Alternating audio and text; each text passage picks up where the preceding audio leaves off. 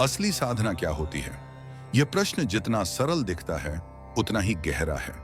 साधना केवल बैठकर आंखें बंद करने का नाम नहीं है और ना ही यह कोई बाहरी क्रिया मात्र है। असली साधना एक आंतरिक यात्रा है, अपने आप से अपने आप तक की।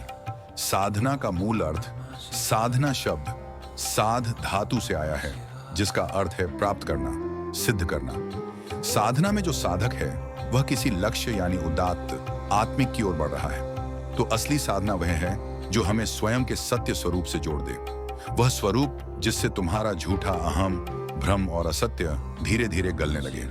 असली साधना कर्म या क्रिया नहीं, एक स्थिति है। अक्सर हम समझते हैं कि ध्यान करना, जप करना, योग करना यही साधना है, लेकिन ये सब केवल उपाय हैं, साधन है, साधना नहीं। असली साधना है भीतर की अपनी सच्चाई से जुड़ जाना।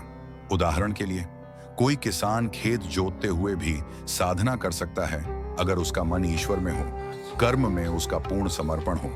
और दूसरी ओर कोई व्यक्ति ध्यान में बैठकर भी दिखावा कर रहा हो। साधना के 3 मूल स्वरूप क्या हैं?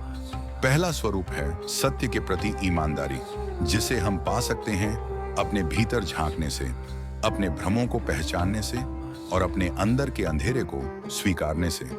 दूसरा स्वरूप है समर्पण और अहंकार का विसर्जन, अर्थात मैं यह कर रहा हूं, इस भाव को छोड़ देना और साथ ही जीवन की हर स्थिति को गुरु मानना। तीसरा स्वरूप है अभ्यास करते रहना, चाहे मन कितनी ही बार भटके पर अभ्यास जारी रखना है, क्योंकि निरंतरता ही साधना को परिपक्व बनाती है और एक दिन आप में और ईश्वरीय तत्व में अंतर ही खत्म हो जाता है और बात बन जाती है।